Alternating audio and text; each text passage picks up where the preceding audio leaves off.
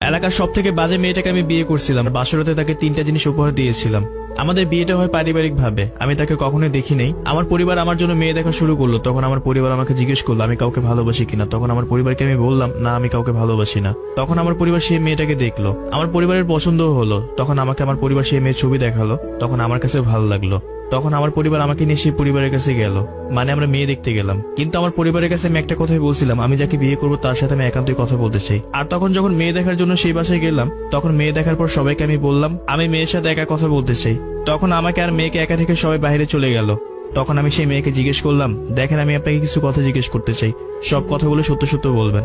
আপনি কি কাউকে ভালোবাসেন, বা আপনাকে কি জোর করে আমার সাথে বিয়ে দেওয়া হচ্ছে? আপনার কি কোনো অতীত আছে? তখন সেই মেয়ে আমাকে বলল, দেখেন আমি আপনাকে মিথ্যা কথা বলবো না, আমি সত্য কথাই বলবো। আমি অনেকগুলো রিলেশন করছি। এই এলাকার সব থেকে বাজে একটা মেয়ে আমি। যদি আপনি এলাকার মানুষদের জিজ্ঞেস করেন আমি কিরকম একটা মেয়ে, যারা আমাকে চিনে তারা সবাই বলবে আমি অনেক খারাপ একটা মেয়ে। আর রিলেশনের কথা বলতেছেন, আমার জীবনে একটা ছেলেকে অনেক বেশি ভালোবাসতাম, সে আমাকে ঠকাইছে। আর তার উপর রাগ করে কত ছেলের সাথে যে রিলেশন করছি যা কখনোই বলে শেষ করা যাবে না। তখন আমি অবাক হয়ে মেয়েটার কথা শুনতেছিলাম আর ভাবতেছিলাম সে এগুলো কি কথা বলতেছে, সে তো তার নামে বদনাম বলতেছে আমার কাছে। তখন আমার কাছে অনেক বেশি ভালো লাগলো, সে তো সত্য কথাই বললো। তখন সেই মেয়েটা আমাকে বলতেছে আপনি কি এখন আমাকে বিয়ে করবেন? জানি বিয়ে করবেন না। তখন আমি তাকে হেসে বললাম জি আমি আপনাকে বিয়ে করব। তখন সে আমাকে বলতেছে আপনি তো জানতেই পারলেন আমি খারাপ একটা মেয়ে, তারপর আমাকে কেন বিয়ে করবেন? তখন আমি সেই মেয়েকে বললাম সবাই তো একটা ভালো মানুষকে ভালোবাসতে চায়, সবাই তো একটা ভালো মানুষকে বিয়ে করতে চায়। আমি না হয় একটা খারাপ মানুষকে বিয়ে করে ভালোবেসে তাকে ভালো করে দিব। তারপর দুজনে সবাইকে বলে দিলাম আমাদের দুজনকে পছন্দ হয়েছে। তারপর আমরা সেখান থেকে বিয়ে ঠিক করে বাসায় চলে আসতাম। বাসায় আসার পর প্রতিটা মুহূর্তে একটা কথাই ভাবতাম, এই মেয়েকে বিয়ে করে কি আমি ভুল করতেছি? সে তো অনেক ছেলের সাথে কথা বলছে, আমি যখন কাজের জন্য বাইরে থাকবো তখন তো আরো ছেলের সাথে কথা বলতে পারে। কিন্তু মনে মনে একটা কথাই ভাবতেছিলাম, যে মেয়েটা তার অতীতের কথা আমাকে বলছে সে মেয়েটা আর যাই হোক কখনো খারাপ হতে পারে না। তারপর ধুমধাম করে আমাদের বিয়েটাও হলো। তখন আমি বাসার ঘরে গেলাম, জীবনের প্রথম বাসরাত, একটু নার্ভাস ফিল হইতেছিল নিজের ভিতরে। তখন আমি তার জন্য 3টা গিফট নিয়ে গেছিলাম। তার সামনে যখন গিফট নিয়ে গেলাম তখন সে আমাকে জিজ্ঞেস করতেছে এগুলো কি। তখন আমি তাকে বললাম খুলে দেখো। তারপর সে খুলে দেখলো একটা কোরআন শরীফ, একটা জায়নামাজ আর কিছু হাদিসের বই। তখন আমার বউ অনেক বেশি খুশি হলো। তখন সে আমাকে জিজ্ঞেস করলো বাসরাতে তো সবাই অনেক কিছুই দেয়, কিন্তু আপনি যে আমাকে এত দামি একটা জিনিস দিলেন, এটা তোর কারণটা কি? তখন আমি তাকে বললাম তুমি যখন এগুলো পড়বে তোমার অতীতকে ভুলে থাকবে আর খারাপ কাজ করা থেকে বিরত থাকবে। তখন সে আমাকে হেসে একটা কথা বলল, আমি খুব খুশি হয়েছি আপনি আমাকে এগুলো দিচ্ছেন, তবে সেদিন আপনাকে যে কথাগুলো বলছি আমি খারাপ একটা মেয়ে, সেদিন আমি মিথ্যা কথা বলছি। আমি দেখতে চেয়েছিলাম এত কিছু জানার পরে কি আপনি আমাকে বিয়ে করতে চান কিনা। তখন তার কথা শুনে খুব রাগ হচ্ছিল। তখন আমি তাকে বললাম মানুষ ইমোশনাল নিয়ে কেন খেলো? তখন সে আমাকে সরি বলল।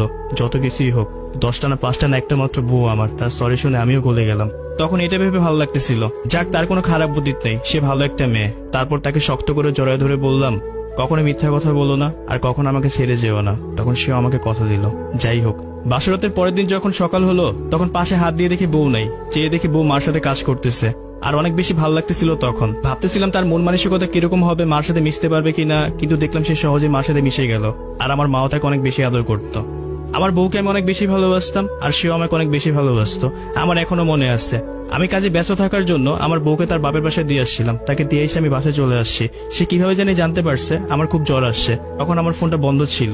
সে অনেকগুলো ফোন করছিল আমাকে। ঠিক রাত 11টার দিকে দেখি আমার বউ আমার বাসায় চলে আসছে। তখন সে আমার সাথে অনেক রাগারাগি করতেছে আর বলতেছে তোমার ফোন বন্ধ কেন, কতগুলো ফোন করছি তোমাকে।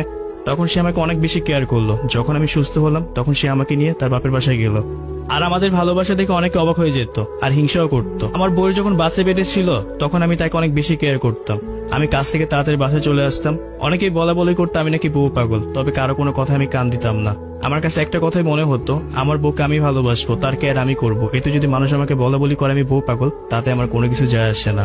আর আমার বউয়ের যেদিন বাচ্চা হবে সেদিন তার থেকে বেশি ভয় আমি পাচ্ছিলাম, তার কত না কষ্ট হবে। তাকে এত পরিমাণ ভালোবাসতাম। প্রতিটা মানুষের একটা না একটা অতীত আছে। কখনো তার অতীত দেখে 10 জনের কথা শুনে বউকে কম ভালোবাসবেন না। যদি আমার কথাগুলো শুনে খারাপ লেগে থাকে তাহলে আমাকে মাফ করবেন। এটা আমার কোনো স্টোরি না, এটা অন্য কারো স্টোরি, আমি জাস্ট তুলে ধরলাম। ধন্যবাদ সবাইকে।